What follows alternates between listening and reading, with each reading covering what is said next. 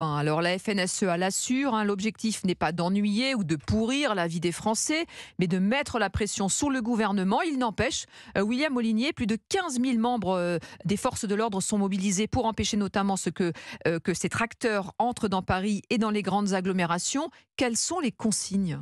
Eh bien, pour l'instant, les policiers et les gendarmes se contentent de détecter les cortèges de tracteurs. Ils doivent rendre compte en temps réel à leurs états-majors un nombre de véhicules, positions et directions empruntées. Les premières unités de force mobile ont été déployées depuis 4 heures ce matin, notamment au péage de l'A106 en amont de Rungis, où les agriculteurs sont en train de converger. La consigne est de ne pas laisser les tracteurs entrer dans la zone du marché d'intérêt national. Des itinéraires de délestage ont été définis.